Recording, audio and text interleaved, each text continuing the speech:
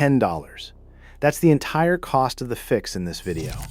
A $10 roll of foil insulation wrapped around one part of your refrigerator's compressor system can cut its power draw by up to 40%. No new appliance, no electrician. Just 20 minutes with a pair of scissors and some tape. But the $10 isn't actually the most interesting number in this video. There's a second number coming later, the exact age at which this stops working entirely, and it's probably not the number you'd guess. We'll get to that. First, here's why this works at all. If this is the kind of fix you're after, cheap, PHY6 based, no upsell, subscribe to the Independence Files. We cover one of these for a different part of the house, your RV, your boat, or your emergency setup every few days. A standard refrigerator in the United States runs almost continuously. It is one of the only appliances in your home that never fully shuts off. It doesn't get a night off. It doesn't get a weekend off. According to data published by the U.S. Department of Energy, a typical full-size refrigerator uses somewhere between 400 and 700 kilowatt hours per year, depending on its age, size, and efficiency rating. At an average residential electricity rate of around 15 cents per kilowatt hour, that puts the yearly cost of running a refrigerator somewhere between $60 and $105 every single year, for as long as you own the appliance. Over a typical refrigerator lifespan of 12 to 15 years, that adds up to somewhere between $720 and $1,575 just in electricity, on top of the original purchase price. Here's the part most manufacturers don't put on the yellow energy label. As a refrigerator ages, its compressor has to work harder to compensate for heat loss around the compressor housing and the rear condenser lines. That inefficiency builds up gradually. It's not a single failure. It's a slow decline that most people never notice because their electric bill changes so gradually, hidden among dozens of other appliances on the same monthly statement. Keep that in mind, because it's exactly why this fix works on some refrigerators and does nothing at all on others, a distinction most people never think to check.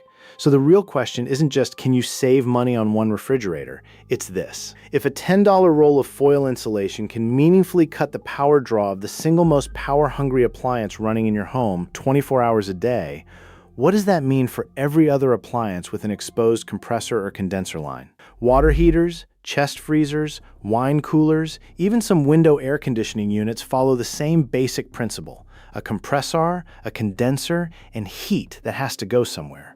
If the fix works here, it's worth asking where else in the house the same physics applies. Hold on to that Tajite too. We'll come back to it at the end. To understand why this works, think about your refrigerator's compressor system like a person breathing hard after running. The compressor's job is to take heat from inside your fridge and push it out through the condenser coils on the back or bottom of the unit. That heat has to go somewhere. Normally, it radiates out into your kitchen, dissipating into the surrounding air. The problem is that a lot of that heat doesn't escape efficiently. Some of it radiates back toward the compressor housing itself, which forces the compressor to run longer and harder to compensate, like trying to cool down after a run while standing next to a space heater. Every extra minute the compressor runs to fight its own waste heat is extra electricity you're paying for, without any extra cooling benefit. And this is where it gets a little counterintuitive. The fix for a heat problem isn't more insulation everywhere. It's insulation in exactly the right place, facing exactly the right direction. Get that wrong, and it does nothing. Get it right, and the compressor barely has to work. Reflective foil insulation works on a simple physical principle: radiant heat barriers. There are three ways heat moves: conduction, convection, and radiation. Most household insulation, like the fiberglass in your walls, is built to slow conduction and convection. But radiant heat is different. It doesn't need contact or air movement. It simply travels as electromagnetic waves, the same way you feel heat from a fire without touching it. Instead of absorbing that radiant heat, a reflective surface bounces it away. When you wrap foil insulation around the compressor housing, leaving ventilation gaps intact so airflow is not blocked, you reduce how much of that radiated heat re-enters the system. The compressor no longer has to fight its own waste heat bouncing back at it, so it can complete each cooling cycle faster and shut off sooner, resting more and running less over the course of a day. The reflective layer itself is minimal. A strip of radiant barrier foil, not standard kitchen aluminum foil, positioned around the housing that surrounds the compressor, secured with heat-resistant tape, and never covering the compressor itself, a fan vent, or any wiring. That distinction is what separates a benefit from a hazard. The housing is where the reflective layer belongs, while the motor and its ventilation stay completely clear. The entire physical footprint of this fix is a $7 roll of radiant barrier foil and a $2 roll of heat-resistant tape, which is where the $10 total from the start of this video actually comes from. Here's the part almost nobody expects. This exact idea is close to a century old. Refrigeration engineers have used reflective barriers around heat-generating components since the earliest electric refrigerators of the 1930s, long before energy efficiency was a marketing term. It was simply how you kept a compressor from overheating in a small kitchen with limited ventilation. Early refrigerator design manuals from that era routinely specified reflective metal shielding around motor housings, not for energy savings, but simply to keep the compressor from cooking itself in a tight enclosure. It's worth pausing on that distinction because it matters. Back then, engineers were not thinking about electricity bills at all. Kilowatt-hour pricing was not part of the conversation the way it is now. They were solving a purely mechanical problem. Compressors failed early when they ran hot, so shielding them from radiant heat was simply good engineering practice. The energy-saving side effect we're using today was, at the time, just a byproduct of trying to make the motor last longer. That's often how these older, low-tech solutions work. The original reason and the modern benefit aren't the same, but the physics underneath hasn't changed at all. Here's the question that actually matters, though. If this was standard engineering practice in the 1930s, why did it quietly disappear from newer refrigerators instead of staying standard? The answer is not that the physics stopped working. It is that manufacturers eventually built the insulation into the factory design itself, which is exactly why this trick only applies to older units, a detail we'll come back to. For now, here's the modern confirmation that the same mechanism engineers relied on decades ago still holds up. More recently, the U.S. Department of Energy's own guidance on radiant barriers confirms the underlying mechanism. Reflective materials with low emissivity can block a significant share of radiant heat transfer when installed with an adjacent air gap.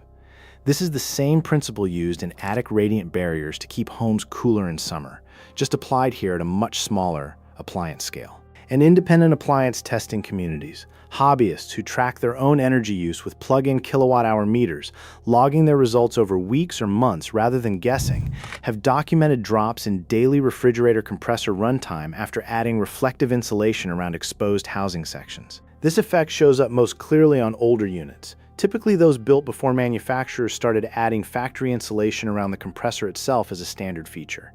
That word, older, is going to matter a lot more in a few minutes.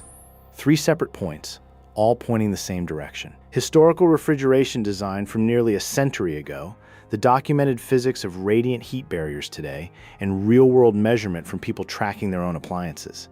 That's not one dramatic claim resting on a single source. That's a pattern, built from independent angles that happen to agree. It's also worth noting what this evidence doesn't claim. None of these 3 sources measure this exact refrigerator housing application in a controlled laboratory study. That specific experiment doesn't appear to exist in published research.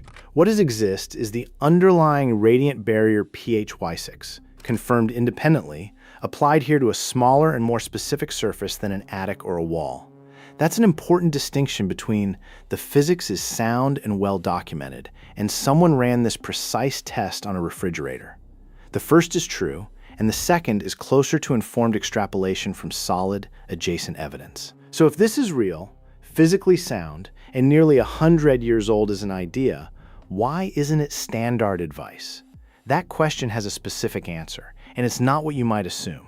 It's not a cover-up. It's a structural mismatch between how the industry is built and what benefits an individual homeowner. Refrigerator manufacturers are rated and certified on the appliance's performance straight out of the box, under standardized test conditions defined by regulatory bodies. There's no certification category, no regulatory incentive, and no warranty requirement that accounts for a homeowner retrofitting insulation after the point of sale. Add to that, manufacturers have no financial incentive to tell you how to make your existing appliance more efficient. Their business model is selling you a new, more efficient one every decade or so. Retailers have the same incentive.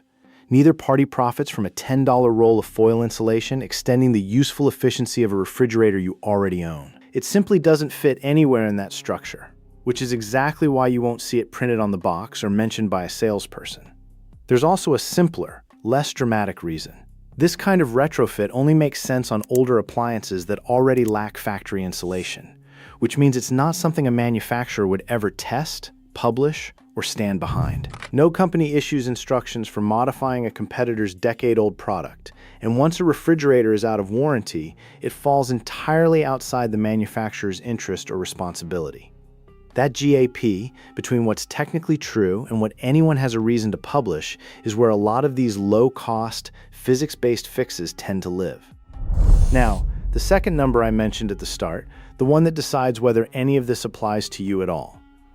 If your unit is less than 5 or 6 years old, it likely already has factory-installed insulation around the compressor housing as a standard efficiency feature, and this trick will make little to no measurable difference. This project is most effective on OLDR units, typically 10+ years old, where compressor housings were originally built with minimal insulation, back when factory efficiency standards were lower than they are today. So before you spend the $10, it's worth actually checking the AG and model of your own refrigerator first. That single detail determines whether this is worth doing at all. It also won't fix a refrigerator that's failing for other reasons entirely. A worn door seal that's letting cold air leak out, a low refrigerant charge, or a failing compressor all need actual repair or replacement. Insulation around the housing won't solve any of those underlying problems, and no amount of foil will fix a fridge that's already breaking down mechanically.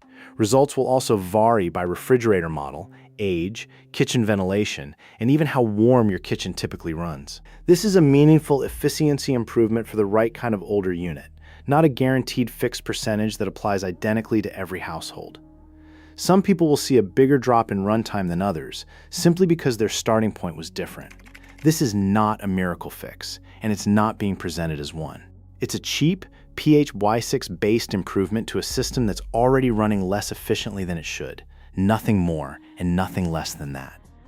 Now, back to the question from earlier. If this same principle works on a refrigerator, where else does it apply? Take a standard electric waiter heater. It has the same basic setup, a heating element generating heat, and a tank losing some of that heat to the surrounding air, forcing the element to cycle on more often than it would if that heat stayed where it belonged. Wrap the exposed lower section of an older, uninsulated tank with the same kind of reflective barrier, and the same physical principle applies. Less radiant heat escaping and bouncing around unused means fewer heating cycles to maintain the same water temperature. That's the pattern worth remembering from this video. Small, structural inefficiencies like this exist all over the average home. Not because anyone's deliberately hiding anything from you, but because nobody in the supply chain is incentivized to fix them on your behalf. The manufacturer sells appliances. The retailer sells appliances. Nobody's job is to help you extend the efficiency of the one you already own, so that responsibility falls to you. We go deeper on the water heater version of this fix, with its own exact costs and application in another video on this channel. If you've tried something like this yourself, or you're wondering whether it applies to a specific refrigerator model in your own kitchen, drop it in the comments below. I read all of them, and I'll do my best to answer.